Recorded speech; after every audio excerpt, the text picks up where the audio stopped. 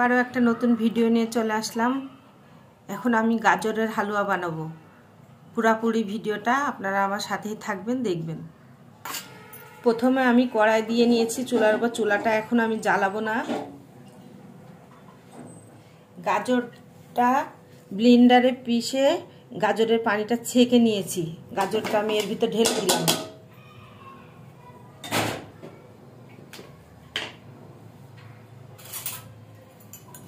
গাজরের ভিতরে আমি বাদাম বাটা দেবো।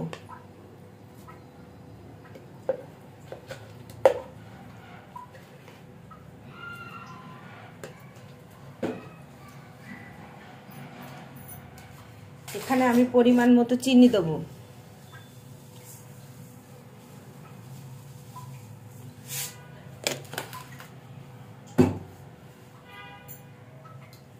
এখানে আমি পরিমাণ মতো গাওয়া ঘি দেবো।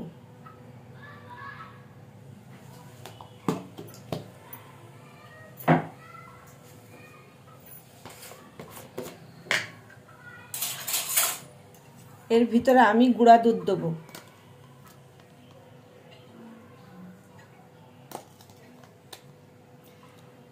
দুধটা একটু বেশি করে দিলাম। 3টা এলাচ, 1টা দারচিনি ছোট ছোট করে কুচি কুচি করে দিয়ে দিলাম।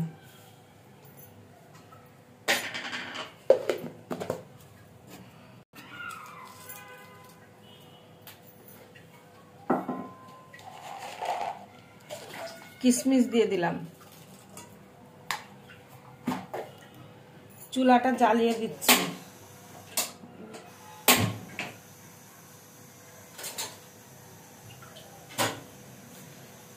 এবার আমি এটা ভালোভাবে নাড়তে থাকবো।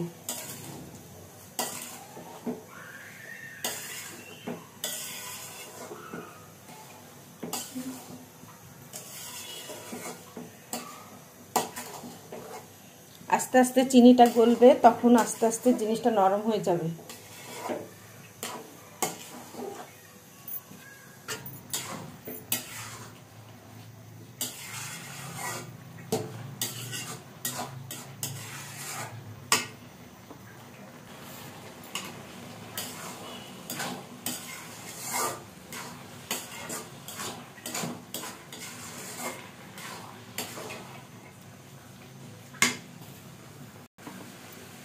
হালুয়াটা প্রায় হয়ে গেছে। আমি একটু পরেই নামিয়ে ফেলবো, আর একটু হবে।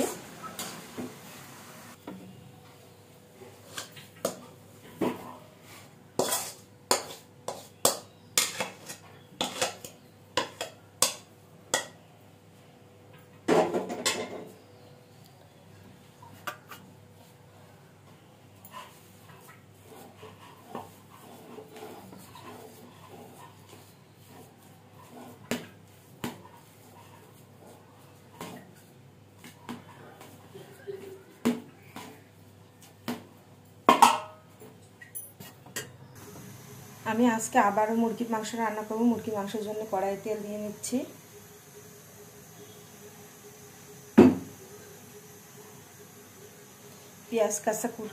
পেঁয়াজ কুচি করে রেখেছি, ওটা দিয়ে দিচ্ছি।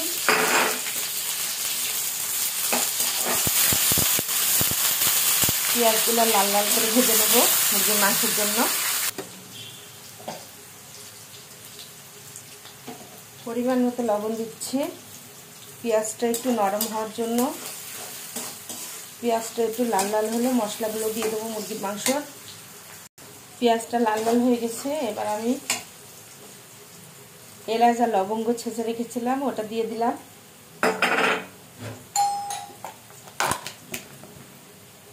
পরিমাণ মতো রসুন বাটা,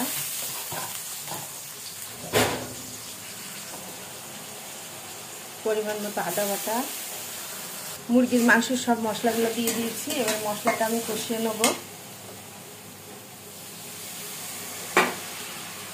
একটুখানি পানি দিয়ে নিলাম মশলাটা কষানোর জন্য ভালোভাবে। ধুয়ে পরিষ্কার করে রাখা মাংসটা এবার আমি মশলার ভিতরে দিয়ে দেবো।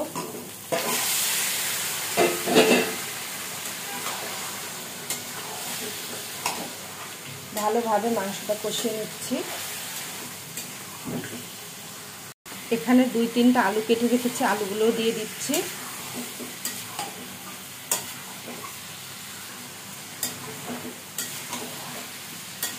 মাংসটা একটু হালকা কষিয়ে নিয়েছি। অল্প পরিমাণ পানি দেব। পানি দেওয়ার পরে মাংসটা এই পানিটা শুকিয়ে গেলে আবারও আমি মাংসটা ভালোভাবে কষিয়ে নেব। ঢাকনা দিয়ে ঢেকে দেবো। এখন আমি এই চুলায় পাতিল বসিয়ে নিয়েছি আর এখানে পানি দিয়ে দিচ্ছি। এখানে লবণ দিয়ে দিলাম পানির ভিতরে। আমি চালের আটাটা সিদ্ধ করব, শুকনা চালের গুঁড়ি রুটি বানানোর জন্য। এখানে আমি মুরগির মাংস ঢাকনাটা উঠিয়ে দেখব। মুরগির মাংসটা প্রায় অর্ধেকটা হয়ে এসেছে। এই পানিটা শুকিয়ে গেলে আমি আর ঢাকনা দেবো না। শুকিয়ে গেলে মাংসটা কষিয়ে ঝোল রাখার জন্য পরিমাণ মতো পানি দিয়ে দেবো। পানিটা এখানে ফুটে উঠেছে। আমি চালের গুঁড়িটা দিয়ে দেবো। মাংসটাও পানি কমে এসেছে।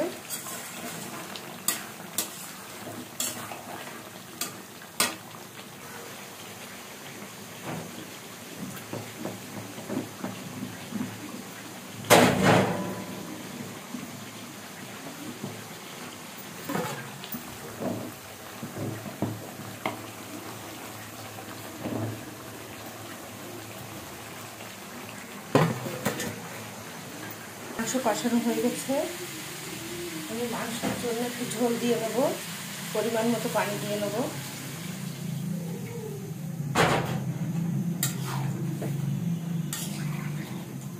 আলু সিদ্ধ হয়ে গেছে। এখন এই ঝোলটা ফুটে উঠলে, একটু ঝোলটা কমলে নামিয়ে ফেলবো তরকারিটা। এই সেই গাজরের হালুয়াটা ঠান্ডা হয়ে গেছে। এখন আমি এটা ছোট ছোট করে গোল গোল করে একটু একটু করে লাড্ডু বানাই নেব।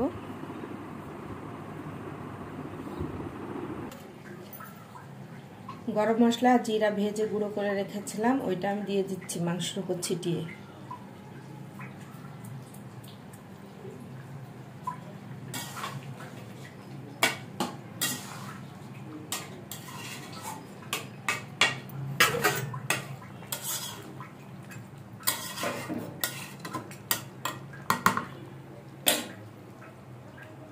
আমার গাজরের হালুয়ার লাড্ডুটা বানানো হয়ে গেছে।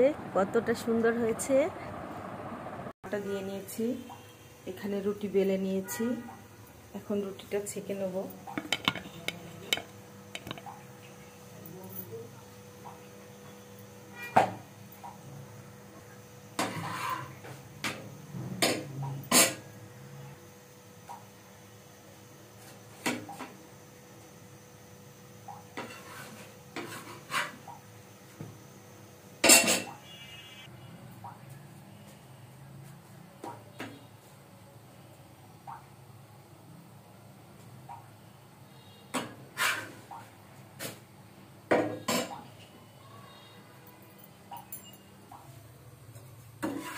আমার রুটি বানানো হয়ে গেছে। আজকে এই পর্যন্তই। সবাই ভালো থাকবেন, সুস্থ থাকবেন।